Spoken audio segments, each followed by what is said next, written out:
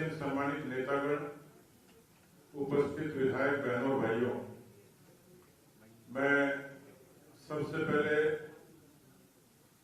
राजस्थान की राजनीति में बहुत लंबे अरसे से काम कर रहे और जिनके अच्छे पार्लियामेंटेरियन होने के बारे में सदन में उनकी भूमिका और राजस्थान के जन जन में जो उनकी विद्वता और एक राजनेता के रूप में जो ख्याति है, ऐसे अनुभवी राजनेता को भारतीय जनता पार्टी जैसे विधायक दल के नेता प्रतिपक्ष चुने जाने पर मैं हार्दिक बधाई और शुभकामनाएं देता हूं।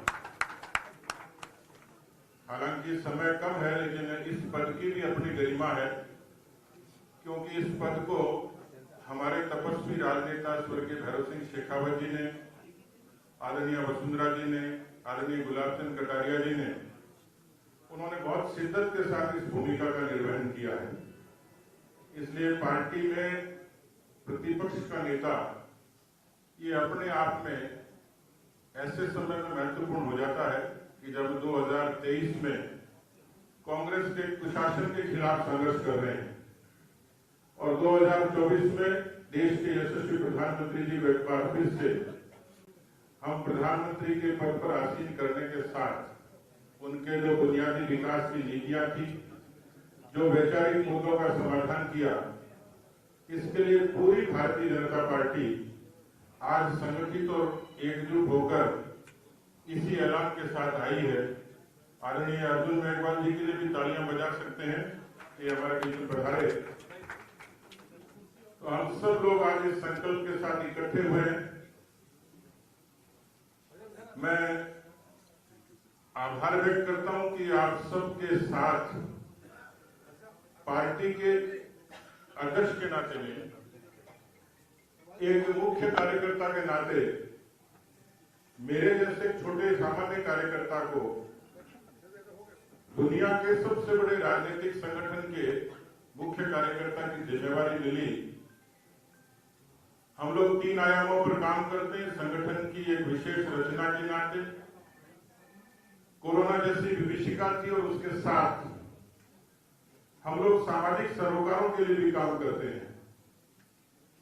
मैं मानता हूं कि चुनौती बड़ी थी, लेकिन उस चुनौती के साथ हम सब लोगों ने कोरोना के खिलाफ लड़ाई लड़ी। प्रधानमंत्री जी के नेतृत्व में हम लोग सफल हुए। राजस्थान में सदन में और सदन से बाहर सड़क पर बहुत मुद्दे थे जिन पर अलग जगाने का काम हम सब लोगों ने किया। मैं इस नाते भी इस विधायक दल का आभार व्यक्त करता हूं। हो सकता है कि मुझसे भी कोई त्रुटि हुई हो, क्योंकि इतने बड़े परिवार में काम करते वक्त बहुत सारी चीजें होती हैं। सबको प्रसन्न रखना, संतुष्ट रखना, ये परिवार के मुखिया के लिए बड़ी चुनौती होती है। लेकिन मैं सौभाग्यशाली हूं कि मुझे 3 पीढ़ियों के साथ काम करने का अवसर मिला और मैं अपने आप को संतुष्ट पाता हूं कि जो पार्टी ने भूमिका दी थी उसको मैंने ईमानदारी से और परिश्रम से निर्वहन करने का मैंने इस जिम्मेवारी को स्वीकार करके मैं आगे बढ़ा। हमारे यहाँ अध्यक्ष पद इंस्टीट्यूशनल होता है, संस्थागत होता है। वो न किसी व्यक्ति का होता है, न किसी जाति का होता है। और इस अध्यक्षीय परंपरा में श्रीमान जेपी माथुर साहब से लेकर और मुझ तक जो जिम्मेवारियां सबको मिली, उन्होंने इस पार्टी को विराट रूप देने में कहीं न कहीं किसी न किसी रूप में सफलता हासिल की है। मैं सीपी जोशी जी को बधाई दूंगा कि उनको एक कार्यकर्ता के नाते ये सौभाग्य मिला। मैं विधायक दल के नाते भी और पार्टी के एक सामान्य कार्यकर्ता के नाते भी सीपी जोशी जी को ये भरोसा दिलाना चाहता हूं कि हम सब कार्यकर्ता, राजस्थान के लाखों कार्यकर्ता पूरी मजबूती के साथ उनके साथ कंधे से कंधा मिलाकर श्रम करेंगे, परिश्रम करेंगे और राजस्थान में अराजक कांग्रेस की सरकार को उखाड़ फेंकेंगे, भारतीय जनता पार्टी को काबिज करेंगे। हम लोग 24 के लिए भी उतने संकल्पित हैं और इसलिए मैं आभारी हूं। हालांकि लोग कहते हैं कि इसका उपनेता का कोई संवैधानिक दर्जा नहीं होता है, पर मुझे लगता है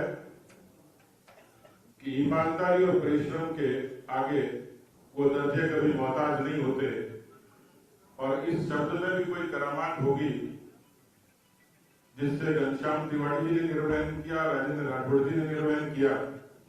और राजेंद्र जी राठौड़ की जो एक उत्कंठा थी कि ये उप शब्द हट जाए, अक्सर हम मजाक में चर्चा करते थे, तो मुझे लगता है कि उनको इतनी प्रसन्नता होगी। मुझे बताया कि इनकी सगाई हो गई थी लेकिन शादी में देरी हुई थी, तो दूल्हा का टाइटल मिलने में थोड़ा वक्त लगा था, लेकिन आज अधिकृत रूप से को बता और नेता बने, तो ये हम सब के लिए प्रसन्नता का विषय है। जो भूमिका पार्टी ने दी है, जिस रूप में दी है, जिस मंतव्य के साथ दी है, इसलिए हमारे यहाँ तो एक शब्द है, संगठन सर्वोपरि।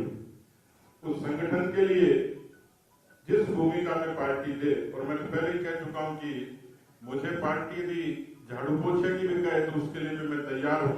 इसलिए मैं आभारी हूं कि मुझे उपनेता के नाते जो सम्मान दिया है। बहुत बहुत धन्यवाद। जय हिंद, जय भारत।